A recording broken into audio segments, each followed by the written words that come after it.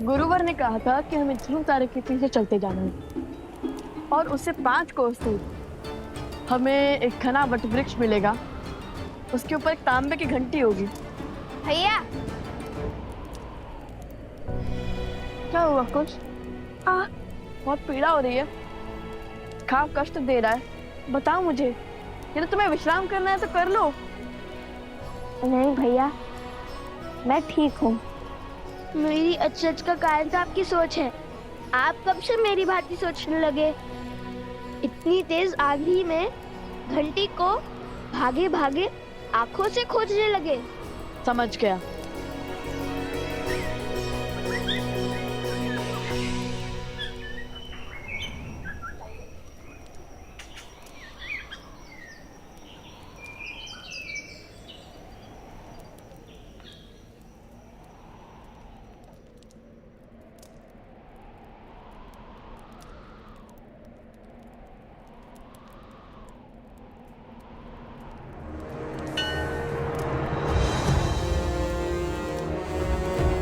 वहां उस और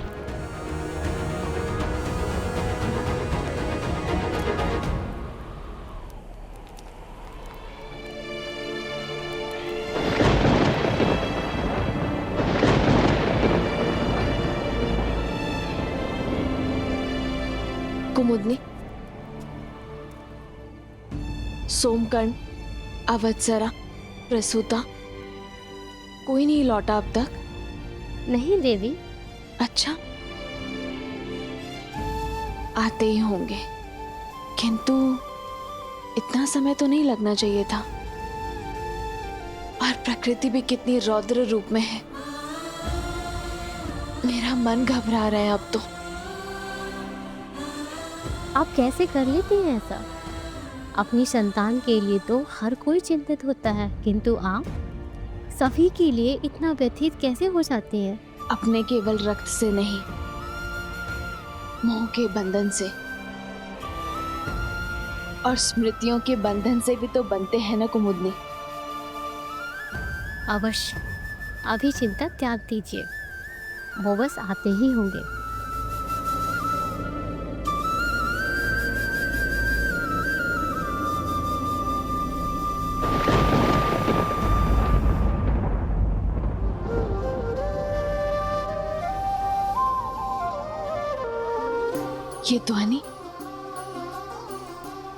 ये ध्वनि कहाँ से आ रही है?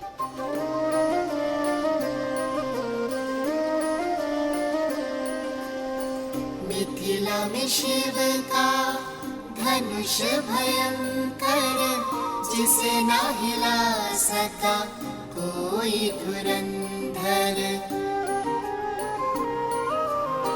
राम लखन गुरु मिथिला पहुँचे, लक्ष्य था देखन सिया का स्वयंवर। मिथिल सभा में थी विकट निराशा, कौन बने भरतार सिया का। ले गुरु आशीष उठे फिर राम, शीश झुका दिया शिव को प्रणाम।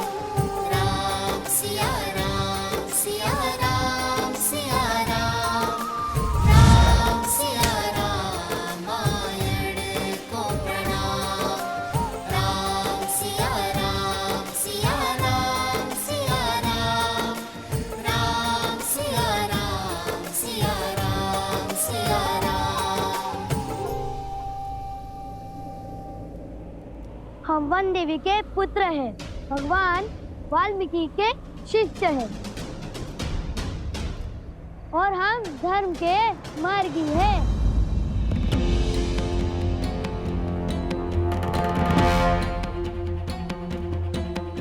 चटुकन, तुम रामायण कथा का गायन लवकुश की भांति अभ्यास क्यों कर रहे हो?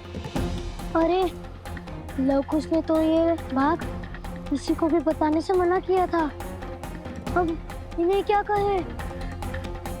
वो बंदे भी लवकुश को हम बहुत स्मरण कर रहे थे और हम सबको उन्होंने ही इतना प्रभावित किया है, तो अच्छा,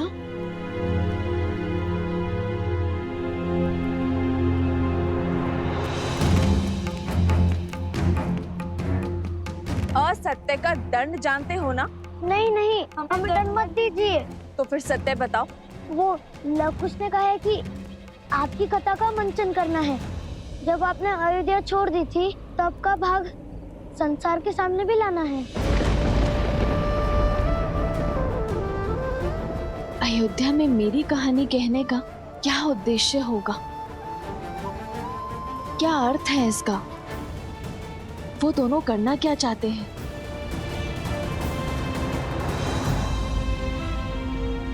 एक बात कहूँ वंदी जी, आप क्रोधित तो नहीं होगी? नहीं, कहो क्या बात है? आप बहुत भाग्यशाली है कि लव कुश आपके पुत्र है। वो दोनों हर क्षण आपके विषय में ही सोचते रहते हैं। देखिएगा, जब अयोध्या में लव कुश की रामायण का मंचन होगा तब उनके प्रयास अवश्य सफल होंगे, रामायण अवश्य पूर्ण होगी। किंतु हाँ, तनिक चौंकने के लिए सज्ज रहेगा। और अब आगे कुछ मत पूछिएगा।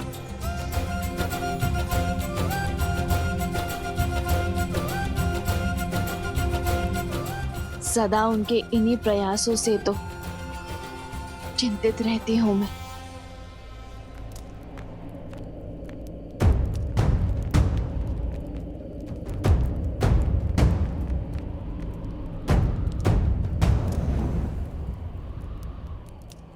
मिल गया।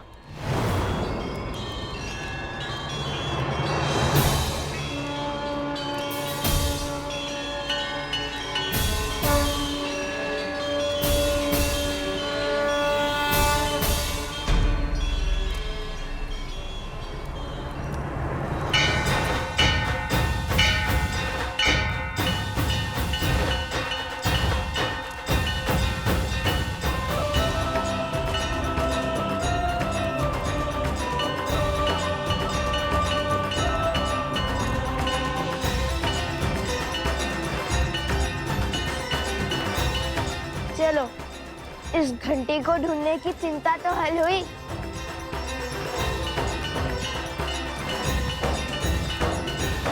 कैसी चिंता देवी?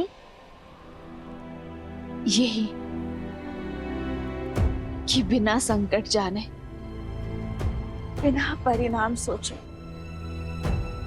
अनुचित को उचित करने की दिशा में आगे बढ़ जाते हैं।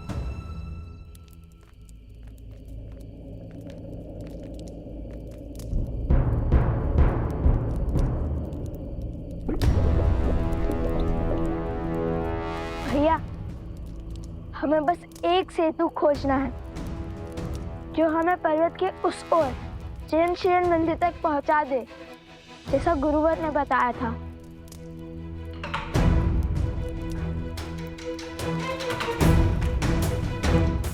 अरे ये तो टूटा हुआ है।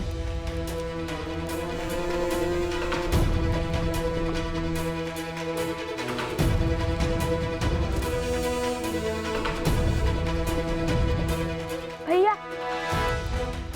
वो विशाल वृक्ष सेतु का कार्य कर सकता है।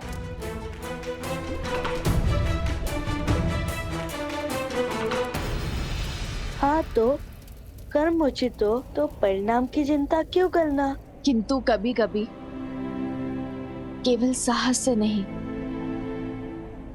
चतुराई से भी कार्य को संपूर्ण किया जा सकता है। मैं तो बस आशा करती हूँ कि वो केवल अपने बल से नहीं, अपनी बुद्धि का उपयोग करके भी प्रयत्न करे। क्या हुआ भैया? भूल गए? माता कहती थी कि जब सब कुछ आपके अनुसार होने लगे, सब कुछ उचित होने लगे, समझ जाना चाहिए कि कुछ तो अनुचित घट रहा है। हाँ, कहा तो यही था माता ने कि जिसने एक सिंह को अपनी माया से इतना विशाल कर दिया, जो हमारे मित्रों के प्राण लेने के लिए सज्ज हो गया, जिसने कहा कि वो कभी हमें उस पृथ्वी तक नहीं पहुंचने देगी, वो पीछे कैसे हट सकती है? हाँ, हमें एक एक पर फूक फूक कर रखना होगा। और मैं फिर कहता हूँ कि मैं आगे बढ़ता हूँ, तुम यही रहो। कदापि नहीं, मैं आपके साथ अवश्य चलूंगा। जहाँ लव भैया वहाँ कुश। और वैसे भी यहाँ तक पहुँचकर पीछे हट जाओ ताकि सारी प्रशंसा आप लूट ले। ऐसा नहीं हो सकता। अब लगता है ये वृक्ष ही हमारा अंतिम विकल्प है, किंतु पहले हमें ये देखना होगा कि ये वृक्ष जिससे इस लावा के ऊपर एक पुल बन गया है,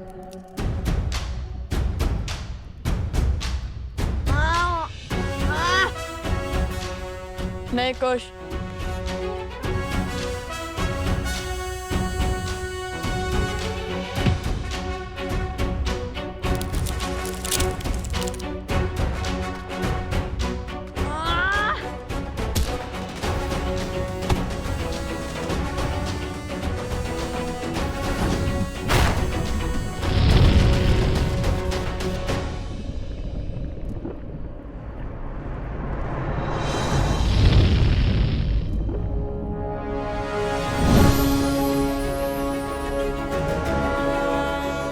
तो बलशाली, किंतु इसका उपयोग करके देखते हैं कि ये मायावी है या नहीं।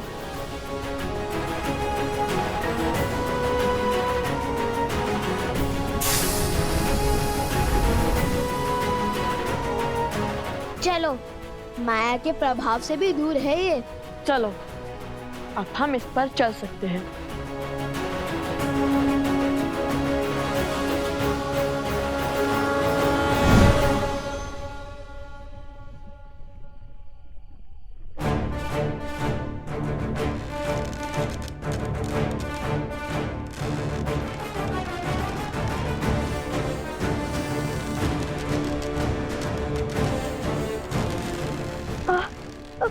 कुश कुश कुश कुश कुश,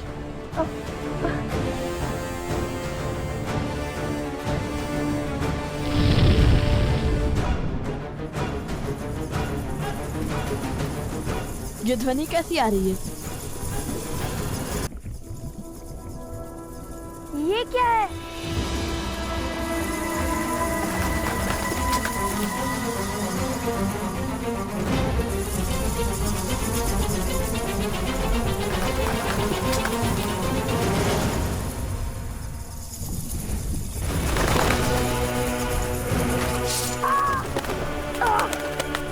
कुश संभाल के, संभाल के।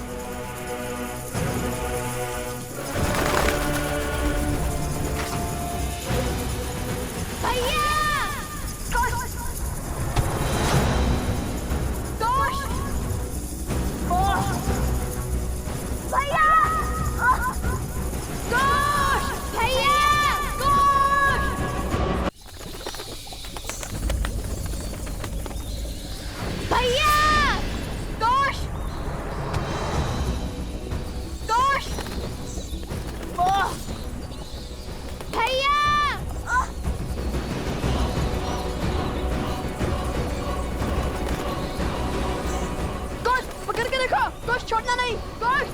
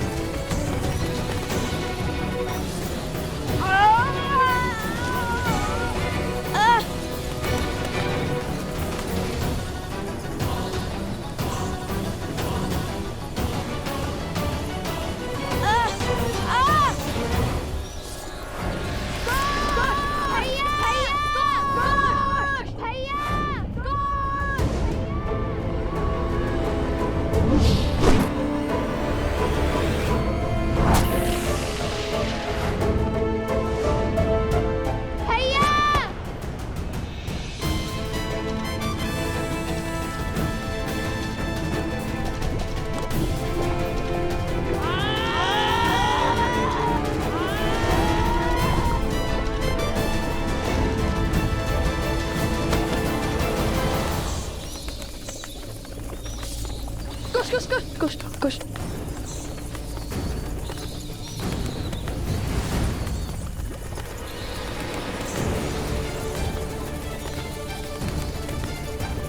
भैया ये तो पुनः आ गए।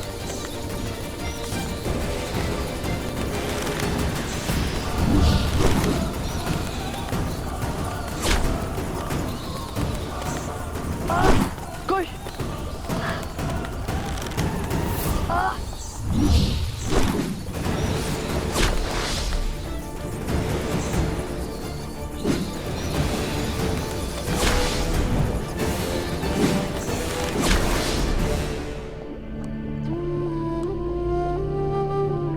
अभी तो बहुत मार शेष है।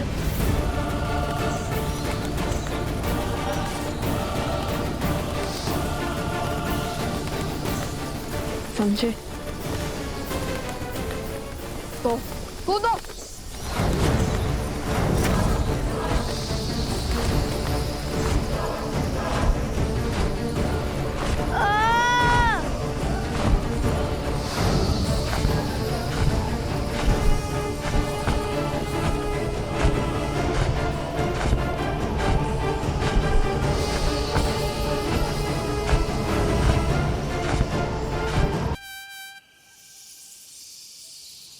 चलो अब इनका अंत करते हैं।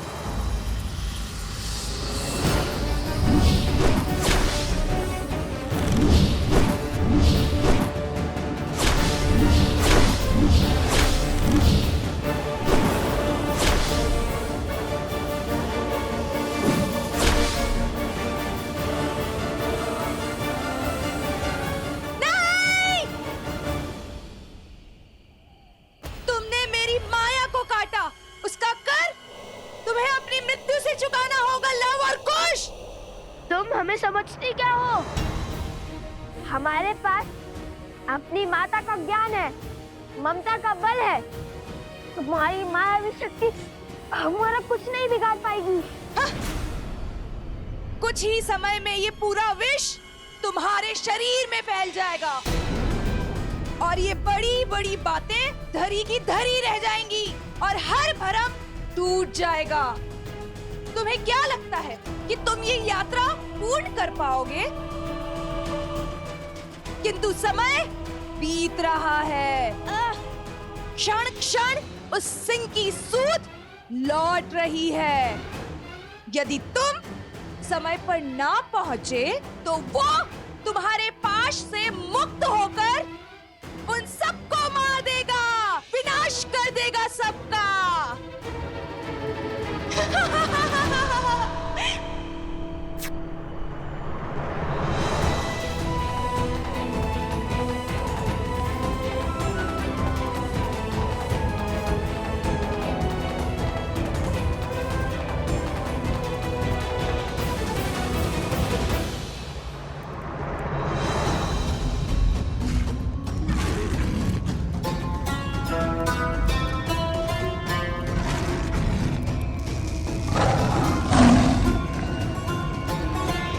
हमें भय से नहीं, साहस से काम लेना होगा। हमें अग्नि को और बढ़ाने का प्रबंध करना होगा, क्योंकि पशु को केवल अग्नि का भय ही नियंत्रित कर सकता है।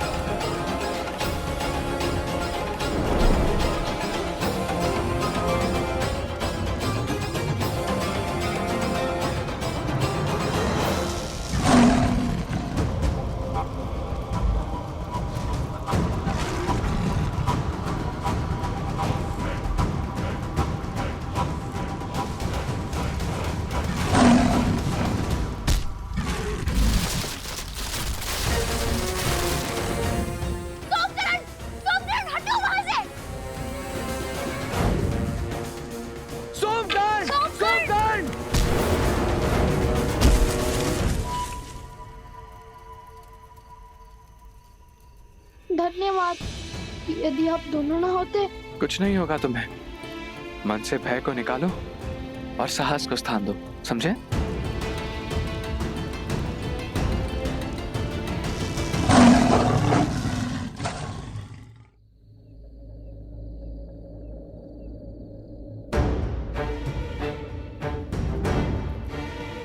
इनमें से उचित मार्ग कौन सा है?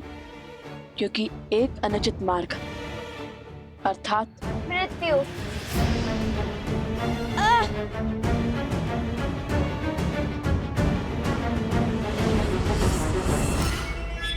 अब इन 4 द्वारों में से उचित मार्ग किस पर चलकर पाओगे लवकुश? तुम्हें तो ये ज्ञात भी नहीं है कि तुम्हारे पास केवल 3 ही अवसर हैं। यदि भूल से भी तुमने तीसरी बार अनुचित मार्ग चुना तो उचित मार्ग भी बंद हो जाएगा। अब हमारा बल नहीं, बुद्धि हमें इस चक्रव्यूह से बाहर निकालेगी। और पहला प्रयास मैं करूंगा।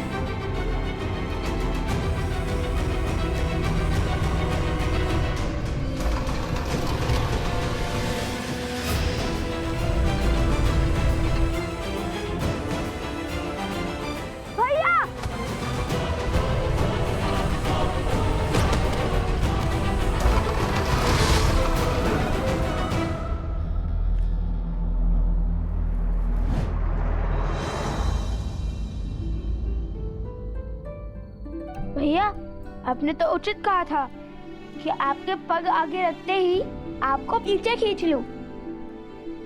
ये योजना आपकी थी, किंतु इसको सुचारू रूप से संपूर्ण करने का श्रेय तो मुझे ही जाता है ना भैया? हाँ हाँ हाँ, किंतु ये मशाल बुझ कैसे गई? छोड़ो, चलो अब दूसरा द्वार भी देख लेते हैं।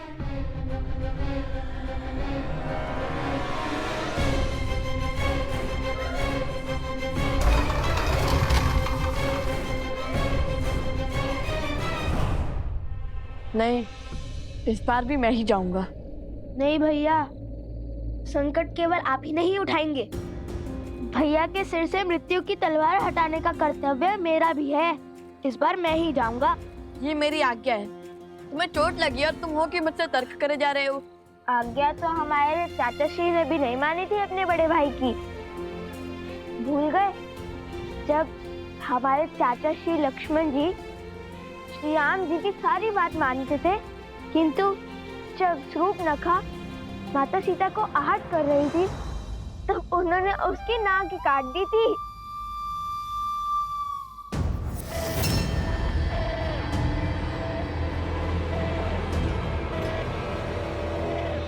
वो नाक कटी शूर्पणखा कैसी दिखती होगी? एकदम चिड़ै जैसी। ठीक है, अब बातों पर नहीं कार्य पर ध्यान दो। अब तो मेरी बात तो मानोगे नहीं ना? जाओ, तुम ही जाओ। जाओ, समय निकल रहा है।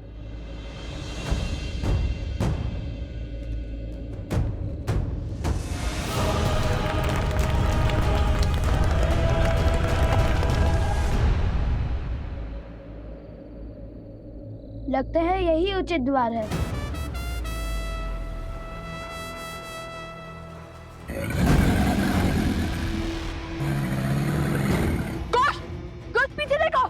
पीछे ही तो देख रहा हूँ। कोश, पीछे देखो। कोश, पीछे।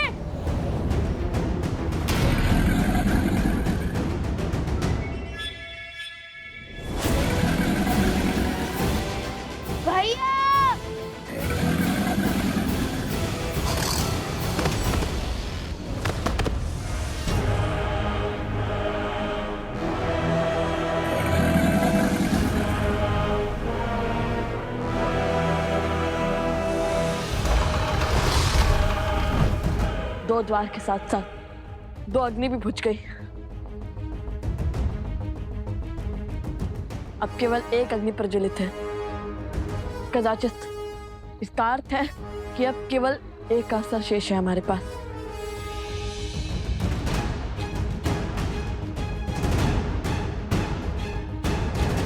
बस एक अनुचित विकल्प और इनकी पराजय निश्चित है। अब तीसरे द्वार की बारी।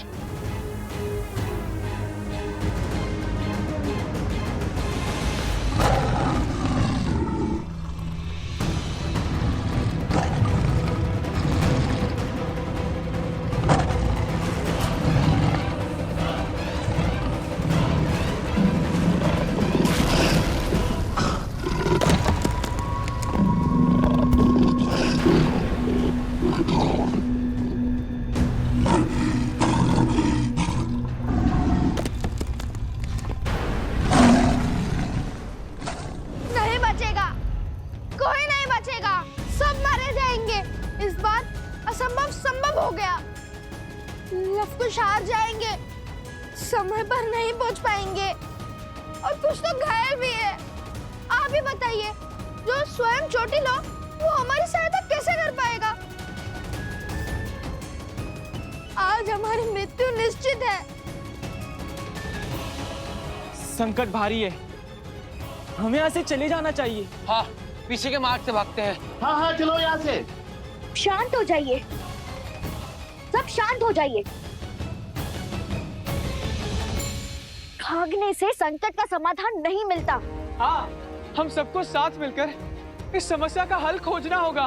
बल और बुद्धि से इसका तोड़ निकालना होगा। शांति, शांति। हम वो ऋषि हैं जो अपने धर्म निर्वहन के लिए जाने जाते हैं, जो अध्ययन और अध्यापन के लिए जीते हैं और समय आने पर शस्त्र उठाने का साहस भी संजोते हैं। यदि किसी को भागने की आवश्यकता थी तो वो लवकुश थे, किंतु वो नहीं भागे। क्यों? क्योंकि उन्हें स्वयं पर विश्वास था। और यदि हम सब यहां से चले गए तो उनके विश्वास का क्या होगा, जो हमारे विश्वास के लिए ऐसी मायावी शक्ति से लड़ रहे हैं। राम राज्य की नींव विश्वास ही तो है। ये राम नाम का विश्वास ही था जिसके बल पर पत्थर भी सागर में तैर गया, लंका तक सेतु बन गया। और आज विश्वास की यही शक्ति लवकुश के साथ है। देखना, आज संकट का कोई मेघ हम पर बरस नहीं सकता। यदि हम एक दूसरे के लिए खड़े नहीं होंगे तो संसार से मानवता समाप्त नहीं हो जाएगी। हाँ ऋषिवर, आज राम नाम की शक्ति ही हमारी रक्षा करेगी। आज्ञा दे।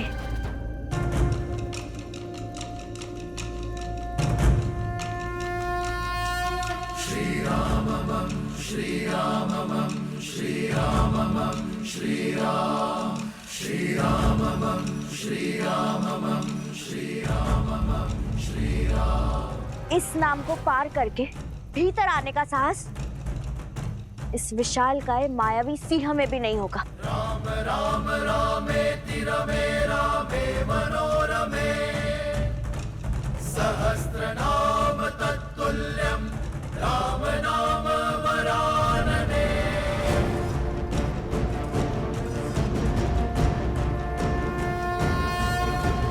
राम राम रामेति रमे रामे मनोरमे सहस्रनाम तत्तुल्यं राम नाम वरानने। श्री राममं श्री राममं श्री राममं श्री राम श्री राममं श्री राममं श्री राममं श्री राम।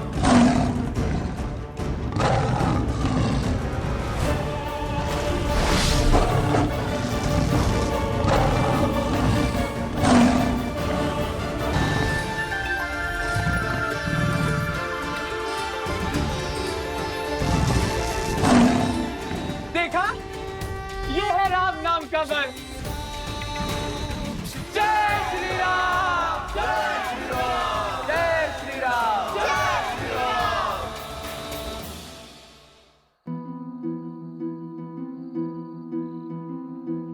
जैसे जैसे भोर समीप होगा, कुश की पीड़ा बढ़ती जाएगी। सूर्योदय समीप है। तुम ठीक तो हो ना?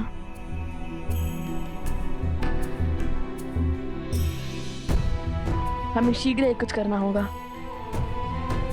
हे प्रभु, हमें उचित मार्ग दिखाइए। श्री राम श्री राम श्री राम श्री राम श्री राम। ये क्या कर रहे हो कुश? भैया, आपने ही तो ईश्वर से सहायता मांगी थी। और गुरुवर कहते हैं माता पिता से बड़ा भगवान और कोई नहीं। तो सोचा अपने पिता से इस समस्या का समाधान मांग लूं। और वैसे भी हमारे पिता वो बल हैं जो हर छल को छलनी कर सकते हैं।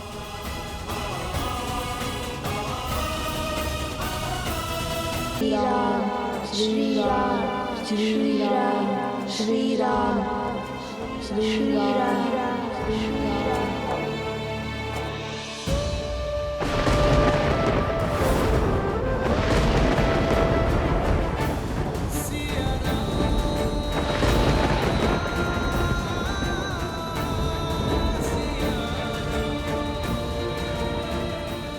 ये प्रकृति का संकेत है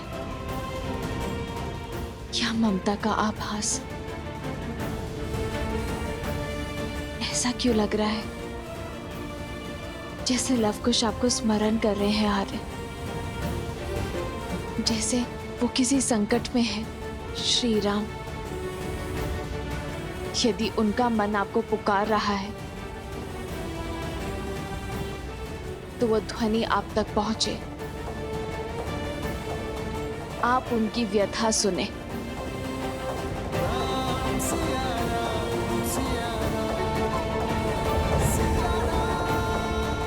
श्री राम श्री राम श्री राम।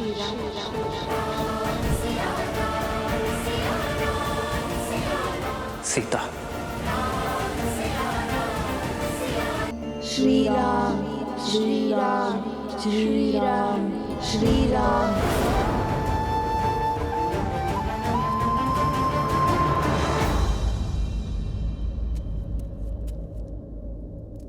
प्रणाम प्रभु।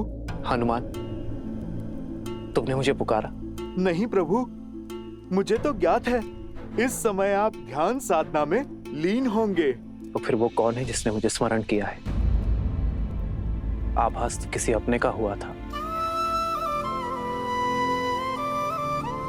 जैसे वो किसी घोर संकट में हो। कहीं लवकुश तो किसी संकट में नहीं? तुमने कुछ कहा हनुमान? हाँ प्रभु, यदि किसी ने आपको संकट के समय स्मरण किया है तो अब वो समस्या प्रभु आपकी नहीं, आपके इस सेवक की हो गई है। प्रभु, आप चिंता त्याग के ध्यान कीजिए। जो जहां जिस संकट में होगा मैं स्वयं उसकी सहायता करूंगा। जानता हूं हनुमान कि तुम भगवान वाल्मीकि को दिए वचन से बंधे हो, इसलिए तुमसे कुछ पूछूंगा नहीं, किंतु एक प्रश्न का उत्तर मैं अवश्य चाहूंगा हनुमान, कि जिस पवन पुत्र हनुमान को कोई शक्ति बंधन में नहीं बांध सकती, वो अभेद हनुमान लवकुश के बंधन में कैसे बन गया? लवकुश मेरे ही पुत्र, मेरे ही पुत्र। वो प्रभु, वो लवकुश जो हैं बहुत शक्तिशाली हैं और भगवान वाल्मीकि के शिष्य भी तो हैं। वो प्रभु, मैं भी उनके सामने स्तब्ध रह गया था। हनुमान, मैंने तुमसे सीधा ही प्रश्न पूछा है, तो ये घुमा फिरा कर उत्तर क्यों? सत्य प्रभु, बात तो आपके और माता के मिलन की थी, इस विरह के अंत की थी। ये तो वो भी जानते थे कि मुझे बांधना असंभव है प्रभु, किंतु उन दोनों की मांग सहायता की थी।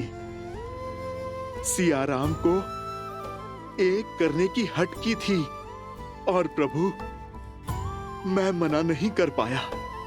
प्रभु, पिछली बार माता को खोजने के लिए मैंने अथाह सागर पार किया था।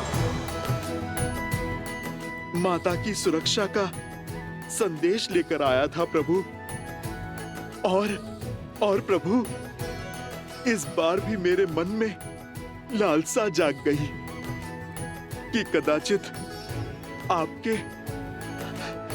और माता के मिलन का कारण बन पाऊं। बस प्रभु, यही सोचकर स्वयं को उनके सुपुर्द कर दिया मैंने। यही विचार मुझे भी कचोट रहा है हनुमान, कि जिनका सिया राम से कोई संबंध नहीं, भला उनका लक्ष्य रामायण को संपूर्ण करना कैसे हो गया? इन प्रश्नों का उत्तर तो केवल भगवान वाल्मीकि के अयोध्या आगमन से ही मिलेगा। मैं उनसे सत्य जानना चाहता हूं, लवकुश के इस उद्देश्य का कारण पूछना चाहता हूं। चलो, हमें आगे बढ़कर इनमें से कोई एक द्वार चुनना ही होगा।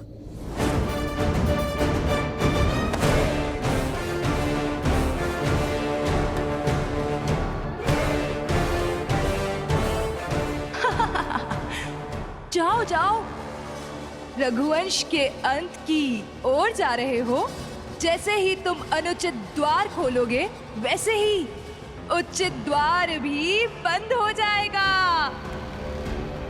और राम और सीता के अंश सदा सदा के लिए यही फंसे रह जाएंगे।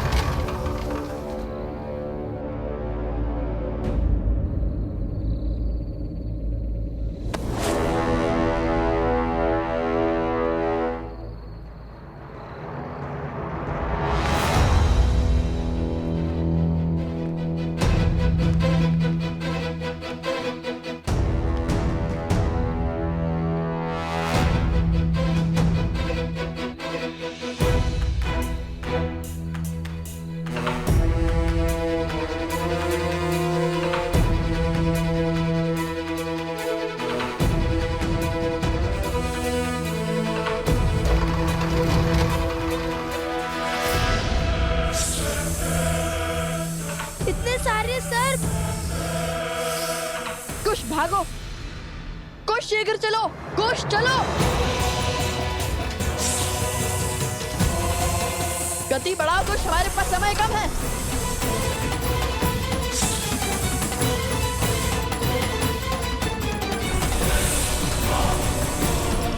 मृत्यु समीप है, गति बढ़ाओ कुश।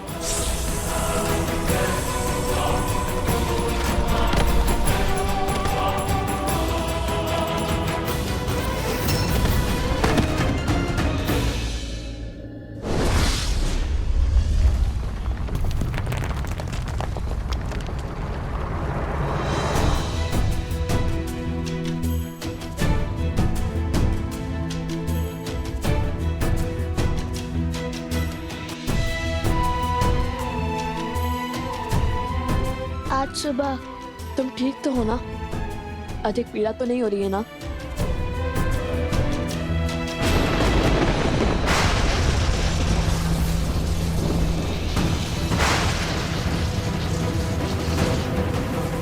ये क्या हो गया? तुम्हारे खेल का अंत। अब तुम कुछ नहीं कर पाओगे, क्योंकि अब इस द्वार को खोलना असंभव है और माया के इस आवरण को तोड़कर कभी भीतर नहीं जा पाओगे तुम। क्षण क्षण समय बीतता जा रहा है।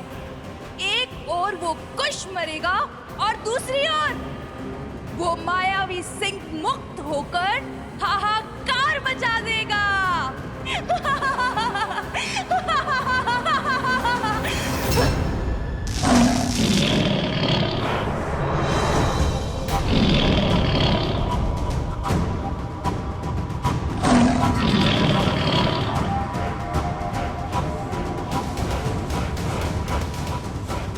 सूर्योदय होने को है, किंतु श्री राम नाम का जाप करने के बाद भी हम हार कैसे गए? क्या हमने श्री राम का नाम सच्चे मन से नहीं लिया था, या फिर बात कुछ और है?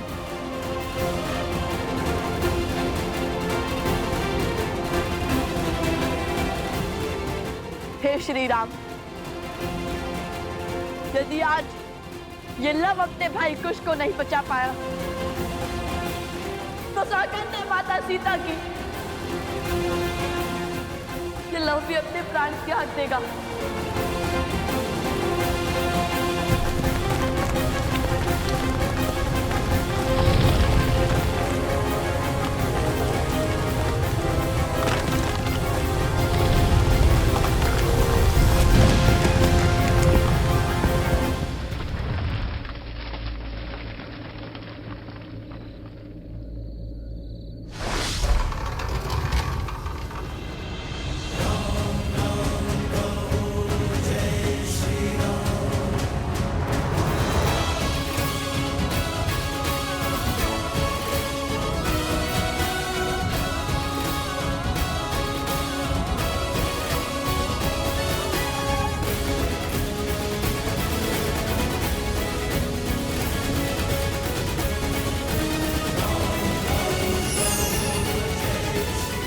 ये श्री राम, ये कहाँ से? संसार में जब जब संकट में फंसा व्यक्ति श्री राम को पुकारेगा, सच्चे मन, कर्म और धर्म से उन्हें स्मरण करेगा, तब तब राम काज पूर्ण करने के लिए हनुमान अवश्य आएगा। ये स्वर तो सुवानर का है।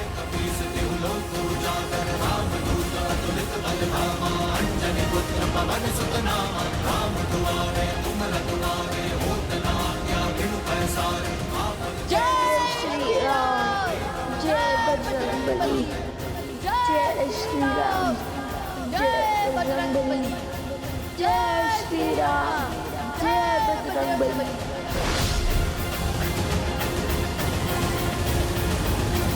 जय जय महाबली हनुमान।